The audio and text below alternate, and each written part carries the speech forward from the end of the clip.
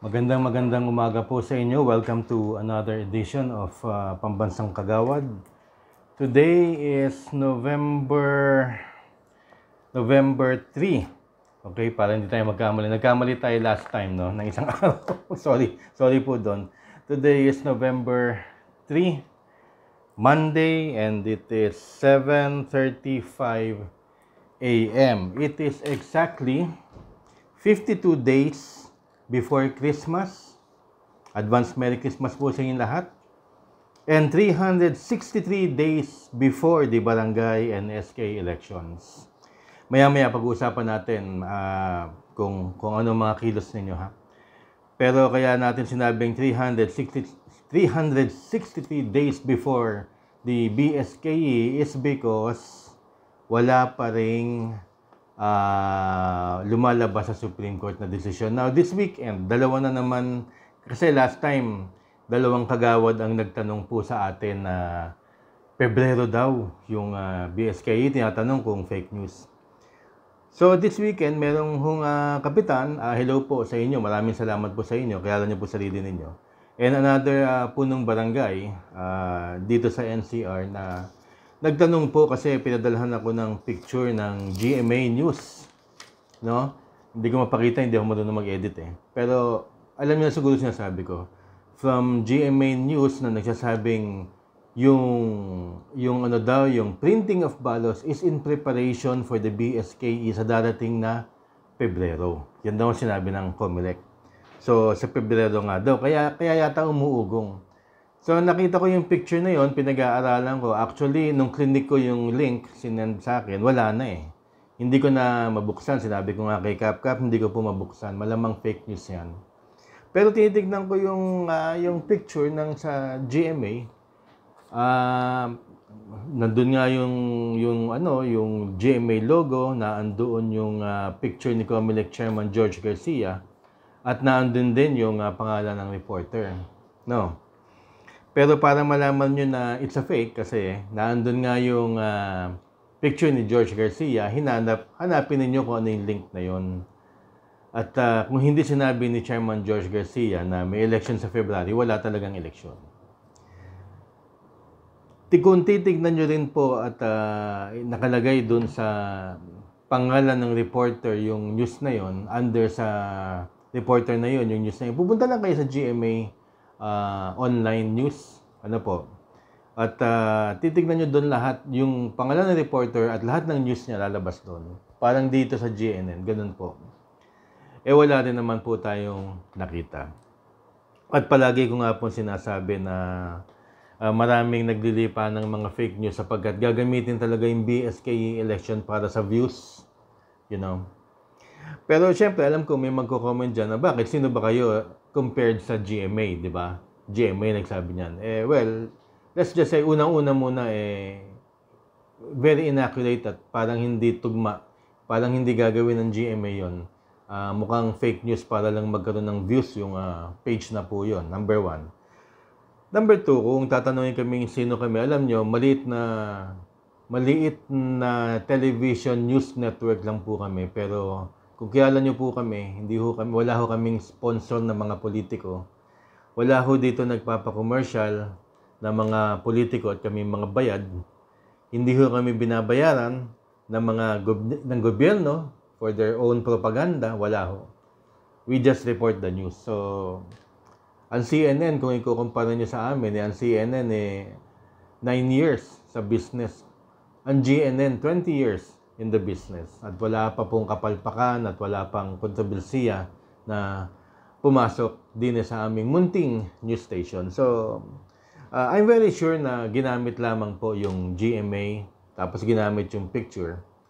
And then, ito po, para hindi ho kayo malihis sa proseso, ito po pakakatandaan ninyo. Ang susunod na desisyon, hindi manggagaling sa COMELEC kung kailan ang BSKE.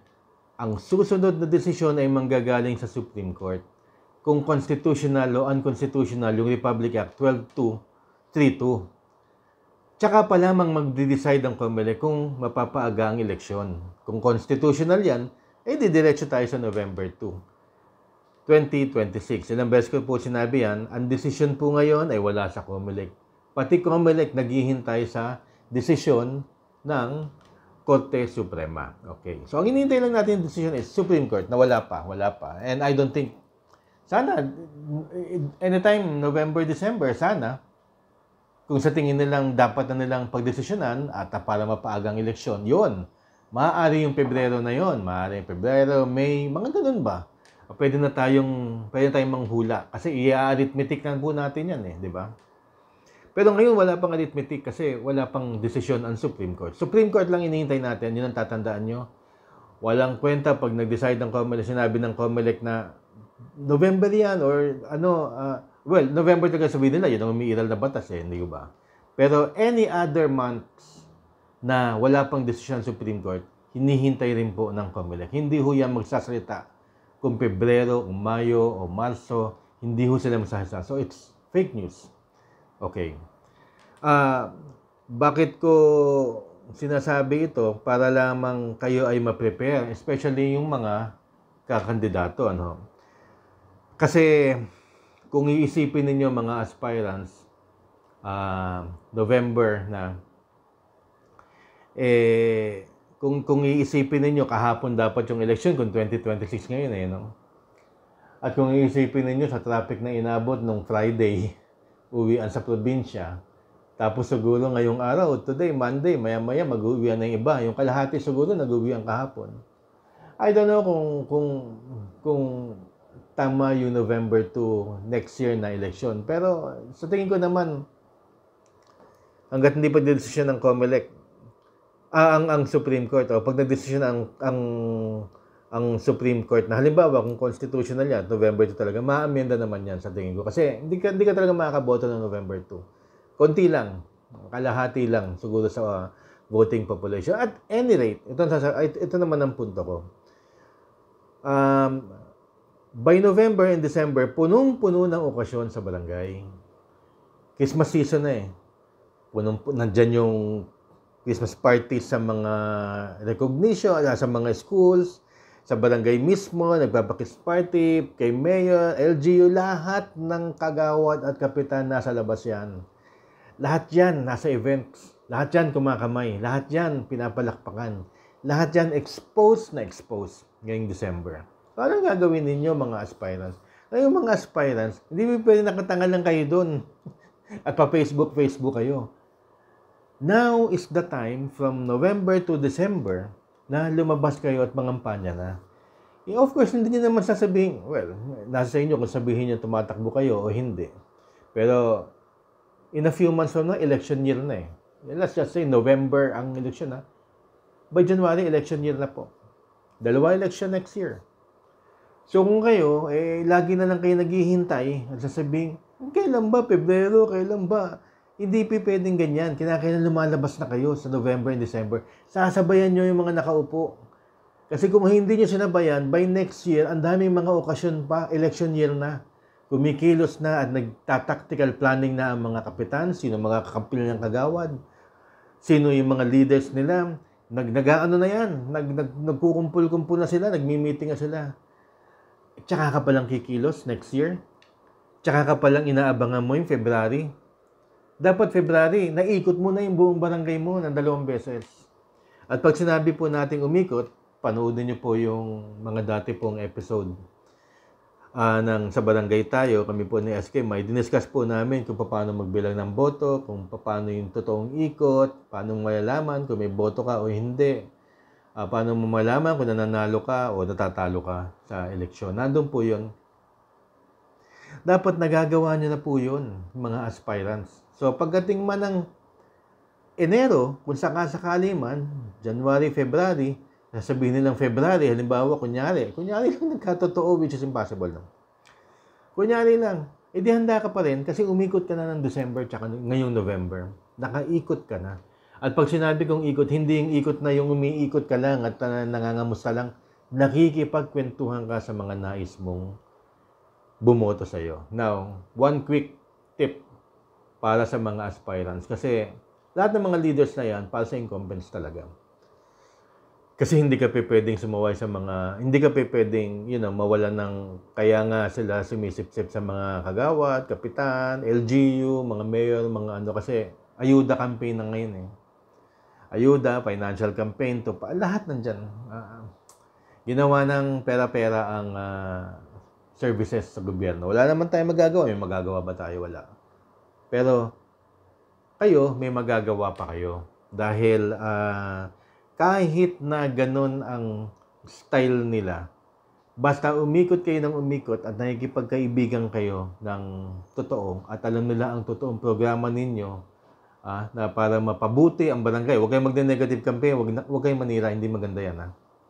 Hindi maganda yung manira kasi may ginagawa rin mabuti yung mga nakaupo. Yun, sa inyo na lang, i-lift up ninyo yung sarili nyo at saka yung programa ninyo.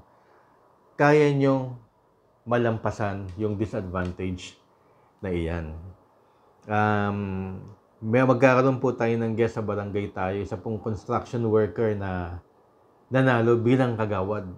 At all odds, kasi buena pamilya ang mga nasa barangay na yun.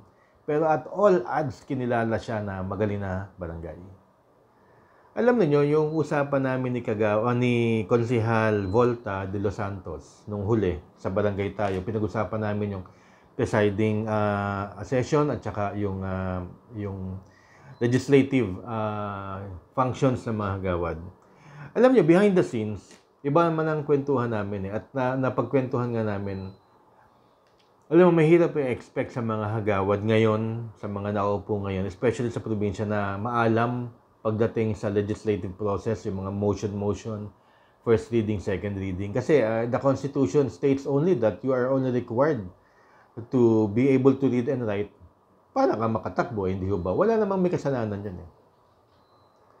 So, dalawang klase ang napagpunteriyahan namin na klase ng kagawad. Yun yung kagawad A na napakabilis tumulong, magaling tumulong. Lapitan mo, nandyan na yung serbisyo. Pagpasama ka, nandyan siya.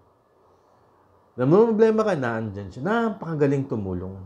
Pag talaga nilapitan mo, makikita mo, magaling yung kagawad na yun tumulong. Which is great. Okay yun. Kasi ang unang-unang serbisyo ng kagawad, unang-unang function ng kagawad is to assist the kapitan. Ang kapitan natulong sa barangay. Ikaw mag-a-assist. And in your own little way, pag ikaw nilapitan, kinakailangan makashoot ka. Makashoot ka ng serbisyo para sa tao. Yun ang trabaho mo eh. Okay? Yun ang unang kagawad. Ang pangalawang klase ng kagawad marunong sa legislative process. Yan yung mga aral. Di ba? Yan yung mga marunong magsulat ng paperworks, nakakatulong kay kapitan pagdating sa memorandum, paano ba executive order, nagpa-file ng ordinansa at resolution na napakaganda. Talagang, di ba? Yun yung dalawang klase ng kagawad. Na halimbawa, pag mayroong dalawang ganon at mayroong apat na iba si kagawad, minsan nagka-clash because lagi silang nagka-clash na ito dapat ang trabaho ng kagawad, ito dapat ang kagawad. Yung naman iba naman yung belief ng ibang kagawad dahil nakasanayan na nga yung ganon. Ang sa barangay tayo at saka ang pambansang kagawad, nais naming ganunin yun, ipagdikit balang araw para nagagawa ninyo yung sa political side at saka yung para sa tao, nagagawa ninyo yung sa legislative side at saka yung mandato ng local government code. Kaya po tayo naandini. So, kung ano man klase kayong kagawad, I congratulate you dahil nais yung tumakbo o nakaupo kayo dahil kayo po ay nais magsilbi sa bayan nating Pilipinas. Hindi nyo pinagsisilbihan lang barangay ninyo. Kayo ho ay nagko-contribute pag gumanda ang barangay ninyo, mga kapitan, mga hagawad, nagko-contribute kayo sa development ng buong bansa. So you be proud and you stand upright and always be proud na kayo ay mga hagawad at saka mga kapitan. So ayun po ang ating pong munting vlog. Sa ngayon, hinihintay lang natin, Supreme Court, hindi natin hinihintay ang desisyon ng COMELEC at magkilos-kilos na po kayo mga aspirants sapagkat ito ang pagkakataon ninyo from November to December para makilala pa kayo ng gusto at malaman kung what you stand for sa barangay. Sapagkat yung mga nakaupo, mahirap talunin yan. At yung mga nakaupo ngayon, exposed ngayon. Ayuda time.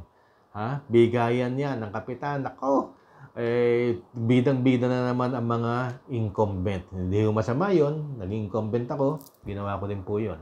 Kaya, para lang maging hindi waste of time ang kakahintayin ninyo dyan sa mga fake news na yan na lumalabas, sinasabi ko po sa inyo, lumabas na kayo, go out and fight. Yun po. God bless po sa inyo lahat. Maraming salamat.